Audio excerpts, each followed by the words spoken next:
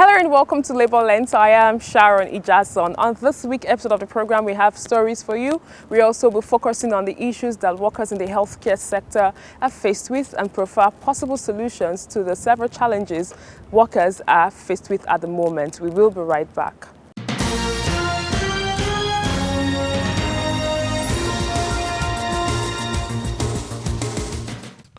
The House of Representatives is considering criminalizing employment of workers on casual contracts beyond 6 months. The House is also planning to prohibit outsourcing to third parties, while any casual worker sacked by an employer after 6 months will be entitled to the benefits of full-time staff for the same period. The plans are contained in the proposed Labour Act Amendment Bill 2019 awaiting second reading at the House. Yes. The sponsor of the bill, Olawale Raji, a member from Lagos State, says the proposal is part of his effort towards protecting workers in the country. The amendments to Section 8 of the Principal Act would read as 1.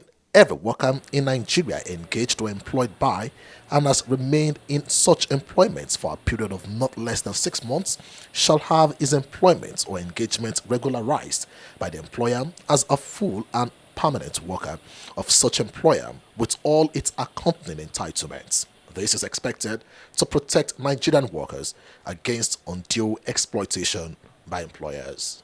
The problem of casualization and outsourcing of jobs, in the private sector, particularly in the private sector in Nigeria, has been a source of concern to many of us.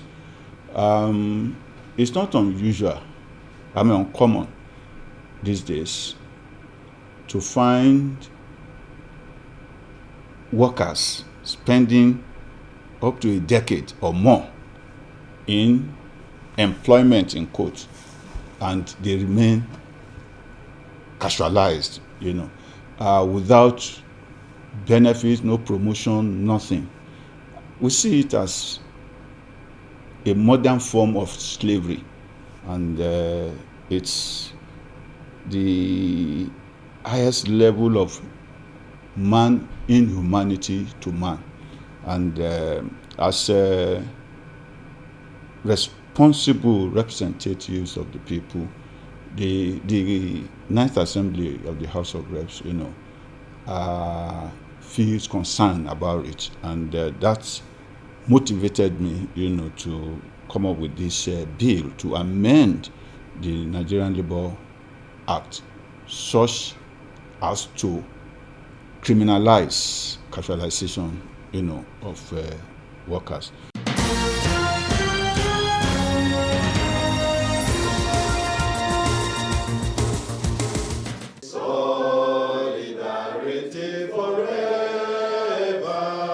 The Joint Health Sector Unions JOESU, comprising Medical Health Workers Union, National Association of Nigerian Nurses and Midwives, Non-Academic Staff Union of Universities, National Union of Allied Health Practitioners, recently held a conference tagged A Night of Honor.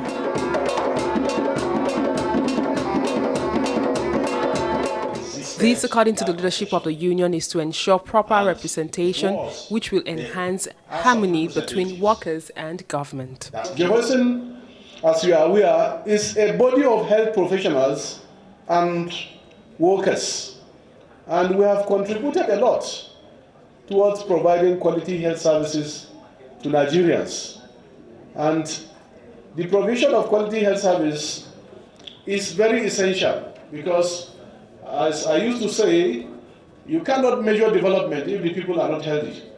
In fact, that's why one of the most important indices of measuring development of every country is its health indices. And that's why it is important. Our service is very important. It's a service to humanity and also service to God. And I have always argued that if you don't get it right at the level of the legislature, then you cannot have good governance. Minister of State for Health, who chaired the occasion, spoke about the challenges workers face in the sector. We are looking at all the issues put before us, and we will do the needful. We recognize that it's important to ensure that workers welfare is given due consideration. Because when a worker is happy, then you can expect the best from that worker. The event featured presentation of awards and special recognition of 46 members who are health practitioners.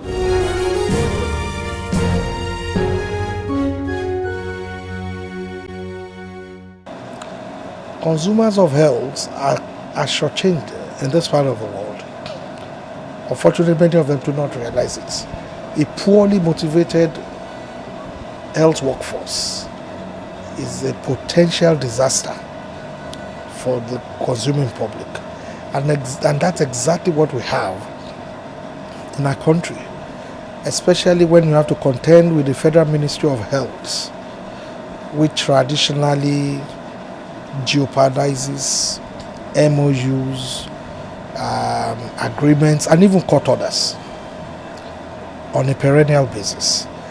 And so you need this type of thought force, quote unquote, that comes from the National Assembly, which incidentally has oversight responsibilities on those people. It's a question of putting your views and articulating them via rational logic. 95% of healthcare givers are not medical doctors.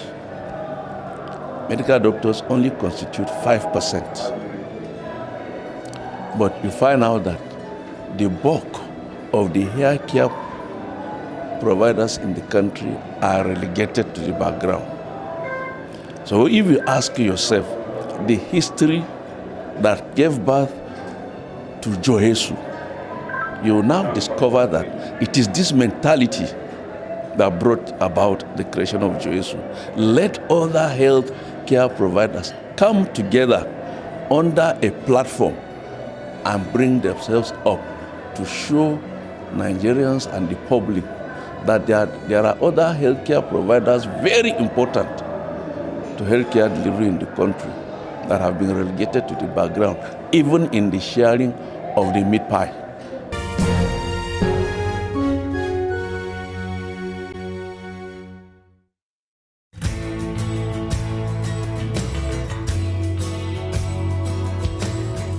On the Profile Interview segment this week, I will be speaking with the National President of Joesu, who also doubles up as the Medical and Health Workers Union of Nigeria President. He explains why workers need to engage government at all levels, especially the legislative arm of government.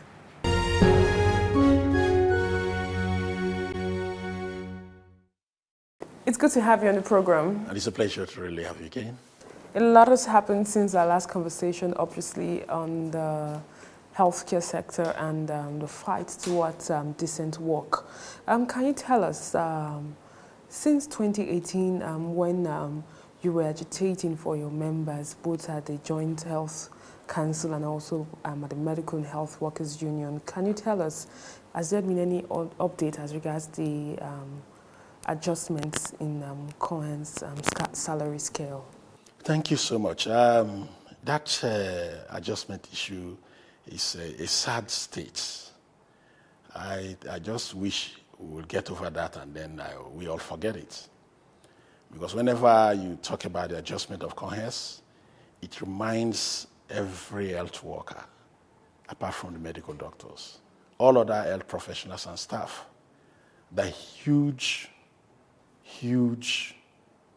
bias, the huge discrimination in the health industry. Why do I say so? We signed an agreement since 30th September 2017 to adjust the Concession. This did not happen, even though the adjustment was just to be done within 5 weeks. From 2017, 30th September to this day, everybody that has some little knowledge of arithmetic knows that it is well over 5 weeks. Well, it's not yet done. So, whereas, within the same industry, adjustments have been done to the other sister salary structure at least twice before minimum wage. So, it's really, really disheartening and it's provocative. But our love for Nigerians is giving us. We've even gone to the ADR. Before we moved into the National Industrial Court level, when they took us to that court, we were disputing between 6.5 billion. They said they were offering 6.5 billion, and we stepped down to about 16 billion. Then, remember, the president of the Senate also intervened. And after due discussions or consultations with the then Minister of Health, we were offered 8.25 billion. And a promise to get the remaining part, appropriate the remaining part in the supplementary budgets. And we've been respecters of constituted authorities. We gave in. We accepted that. But at the time, we were forced to go into the National Industrial Court, which sent us to the ADR. The same Ministry of Health came to display a high level of dishonesty by coming to offer 2 billion. Nigerians should hear this. 2 billion. And we said, this must be a joke, or maybe a dream. Not just that, they went down to say the best they can give is 1 billion. So Nigerians should know that the Federal Ministry of Health is deliberately stoking the fire to blow out someday. Okay, moving forward, talking about hospital concessioning, I remember very clearly that we had a very robust discussion on this same platform about hospital concessioning. Can you tell us, is there any update as regards the union engaging relevant stakeholders against or for hospitals concessioning in the country? Well, the infrastructure concessioning body, the commission, made the announcement. We got the announcement through the press that 22 hospitals are to be concessions. And the joint health sector unions and the several unions under us also came up with our own position that we are against that. We rejected that. One, in a critical sector like the health sector, you can't take decisions without consulting the critical stakeholders. And again, concessioning for Nigerians to know again, this is a system, a policy that has failed in the advanced areas. In Europe, it has failed in the UK. And these are places where already the National Health Insurance Scheme is thriving. It is thriving, and yet these processes are failing. So why are you bringing it into a place where the precursor to Health for All, which is the National Health Insurance Scheme, is already in a despicable state? Why bring such? Why bring such into us? Knowing fully well the implications of this action, if the federal government goes ahead with this, what has your union done in terms of engaging the stakeholders? All right, we actually engaged the concessioning commission. We engaged them when we got information, and they also expressed that they accepted the shortcoming of actually not consulting with all stakeholders, critical stakeholders like us. And they promised getting back to us for us to, look at the issues together. Of what impact do you But think this but will make? from last year to this time, when we met, we have not gotten any call from them. And we believe that we still stand on our position that that is not the best remedy for Nigerians to get available and affordable health. And how do you think this would also affect your members in turn? Certainly, everything about concession, privatization, dovetails into job losses and all that. But that is not our the primary aim of resisting it. All right? That's not our primary aim. Our primary aim is that the health system, presently as it is, once it is privatized, will be out of reach of the common man, the common Nigerian, especially on the grounds that the health insurance scheme or insurance system has not been flourishing. Our coverage has dropped from even 3%. So how do you bring a higher cost, health cost, to a population that is as poor as we are? So what we are saying is some people might rush to say, okay, maybe we are trying to protect jobs. Not so. After all, if we say that we want to protect the jobs too, we are right. Look at the concessioning of or outsourcing of some category of workers from the federal health institutions. It did not help the federal health institutions. The basic aim then too was that if we take these workers away, this class of workers away from the unions, then their strikes will not be effective. But the cloaked part of it was that let's do this and become more businessmen. So these companies that they outsource these workers to, this category of workers to, I want the press and every other patriotic Nigerian to investigate the owners of these agencies or these companies. Outsourcing, yes. And again, like we said that it will fail. It has failed. They are unable to even pay the people they engaged. How would you describe such action? Well, such action, I think, is selfishness. People are thinking of what they will make other than the people of Nigeria. And with this move us to the goal of achieving decent work for all? It's not possible. It's not possible. See, when we talk about decent work, I don't know if decent work is graduated, let's say from a scale of 1 to 10. All right? In Nigeria today, there is no decent work, especially in the public sector. Yeah. Some time ago, work was decent, where a level 7 officer, that's the first rung of the senior staff, knew that he had a decent job. Even the cleaner had a decent job because the salary could provide for her food, clothing, shelter, and school her children. Wives of level 1, step 1 officers were happy. Were happily married. And they were able to also take care of children. So they were responsible parents. Moving forward very quickly, recently Joesu, which you are also the president of, decided to celebrate some lawmakers, especially those that are from your sector, which is the healthcare sector.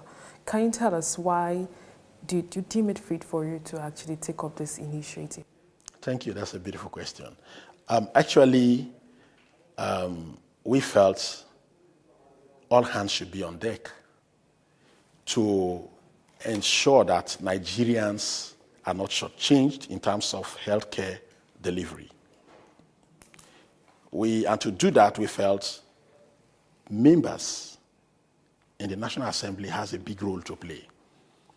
But what hit us most was sometime we had an issue, and we went to the Senate, House Committee on Health. I may not want to mention the senator's name, though he didn't come back. So he invited us by way of intervention. And he now said he wants to speak with us to see how we can resolve the issues. We went there, and he never hid his bias. He never hid his bias. He told us straight that yes, after laying out our case, he said, yes, your cases are very germane and genuine. They are genuine. But all I want to tell you is that there are leaders in the health in the health system. And so I will advise you to go back and meet the leaders, and whatever if they give you any little thing, just go and then make do with it. Because you cannot begin to, get what you are due without their permission. He made it clear. And that was the highest exhibition of, highest exhibition of bias for one's profession. Spirits are high, awards have been given. What more engagements do you plan to have as a body with these lawmakers? Well, it's just the assemblage of the people. That's the point of muster. We have mustered. Now the next level is we're going to now start, forming, interlinking or interfacing bodies that will discuss the ways of recommending the best way of getting health to Nigerians. The best way of getting health to Nigerians is not by privatization, concession, or commercialization. After all, less than 1/3 of the hospitals in Nigeria, for now, are owned and managed by the public sector. Over three quarter, less than 1/4 is by government. Over three quarter are publicly owned and managed. So over 30 years, if it has not given Nigeria, if it has not taken Nigeria to the needed destination, rather it is not taking us backwards, then we need to maintain these public health institutions that are affordable to the common Nigerians, and then rather bring up the voices from the appropriate places to remake the laws to suit that development that it used to be in the 35 years back.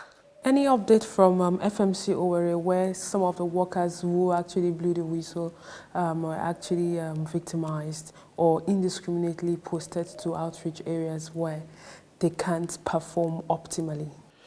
Thank you so much. Owerri is another sad point. Whenever I hear it or think of it, it makes me to say, if I can just walk into Aso Rock, or someday, maybe, if I can just, have the opportunity of, clinging to Mr. President and kneel before him to say, look, this is the mess in Nigerian health system. How can people who agreed to fight his cause, the president's cause? The president said we should fight corruption. The president asked us to blow whistle. My members blew whistle, genuine whistle in Owerri. But rather than being rewarded, my members are punished. Salaries are seized from them up to 5 months. Hundreds of members, up to 5 months. Promotions denied. And again, when we complained, just because some of them granted interview under the directive of the JOESU national body, some of them were now posted to places that they ought not to, where they don't even have services, jobs for them. However, we try to engage the management, and I think in terms of promotion, even one of them that was seriously denied recently was promoted, but I don't think we have got to where we needed to be. Meanwhile, so far, are there any complaints about the new salary structure IPs introduced by the federal government by your workers? Yeah, certainly there are, because the incomes and wages, but we expect that they should, without even we making any fuse, they should be able to get their acts right, because they are professionals in that area. Allowances in the health sector, both CONMES and CONHES, both the doctor salary structure and our salary structure, allowances are based, most of the allowances are based on basics. Whatever was worked out was based on the basic, a formula. So if you have increased the basic, certainly it should have also, resulted into a commensurate increase or proportionate increase on the allowances. But what they have done so far is they just brought the basic increase without touching the other tables that go along with the structure. So we are using this period, this medium, to still call on the Incomes and Wages Commission to do what they know how to do best. So there'll be lots of engagements moving forward as regards the new payment platform for workers in the public sector in the country. Yeah, especially the health sector and even some other specialized salary structures. I think there are also some irregularities there as per way of the omission of considering those basic-based allowances. So I think there are some misgivings, but what I want to stand without any fear of contradiction is the health sector. The CONHES has not been properly adjusted by the Incomes and Wages because they have not adjusted, done the corresponding adjustments on the allowances for us, which we expect them to do soonest before it begins to touch the sensitive side of our nerves. So we are expecting the Incomes and Wages to do this and save Nigerians of muscle flexing between the unions and the government or the management. And that's all we can take on today's edition of the program. Join us next week for a fresh edition of the show. I am Sharon Ijason. Thanks for watching, and remember, labor creates wealth.